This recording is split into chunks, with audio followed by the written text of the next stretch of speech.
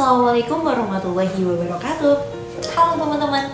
Teman-teman pernah dengar nggak salah satu perdebatan yang dianggap populer antara ulama Sunni dengan salah satu tokoh filsafat Islam yang juga ternyata beliau merupakan salah satu tokoh Syiah?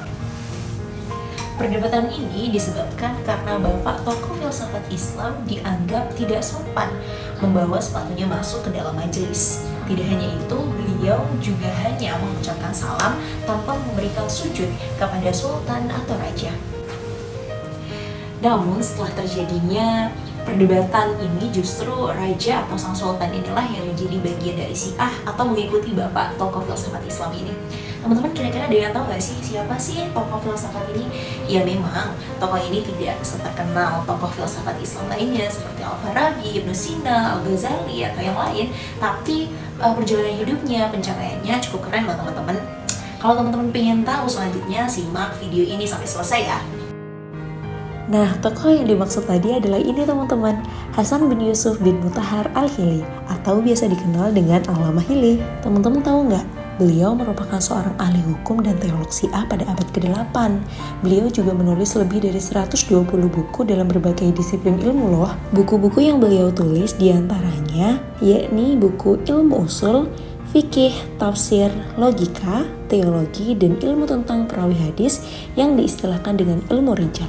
Buku-buku tersebut beberapa di antaranya masih dijadikan sumber dalam pengajaran dan penelitian di Auzah Ilmiah Syiah. Allamah Hili dilahirkan pada malam Jumat 29 Ramadan 648 Hijriah di kota Hilah. Ayahnya bernama Yusuf bin Mutahhar yang merupakan salah satu seorang teolog dan ulama besar usul di kota Hilah. Jadi tidak heran lagi kalau Allamah Hili tumbuh menjadi seorang filsuf yang cukup berpengaruh dalam perkembangan keilmuan dan juga menjadi salah satu tokoh Syiah yang terkenang karyanya sampai sekarang. Pada usia 28 tahun atau tepatnya pada tahun 676 Hijriah, Allamah Hili diamanahkan untuk mengemban otoritas keagamaan Syiah menggantikan pamannya yang telah wafat. Hal ini bukan tanpa sebab, tentunya karena memang kecerdasan dan kompetensi Allamah Hili dalam bidang keilmuan keagamaan yang ia miliki. Bahkan Allamah Hili merupakan orang pertama yang dijuluki Ayatullah. Perdebatan yang populer yang dilakukan oleh Allamah Hili dikutip dari Mirza Muhammad Ali Al-Mudaris dalam buku Rehanatu Al-Adab, mengutip dari Allamah Majlisi dalam buku Syarh Man La Yahduruhu Al-Faqih. Dia menulis suatu hari Sultan Al-Jaid Muhammad Mongolia membentuk suatu majelis pertemuan dan mengumpulkan ulama Sunni. Tak lupa ia juga mengundang Allamah Hili.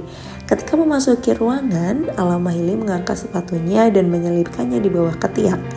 Lalu ia mengucapkan salam kepada Sultan dan langsung duduk. Dikatakan kepadanya, "Mengapa Anda tidak bersujud dan tidak sopan kepada Sultan?"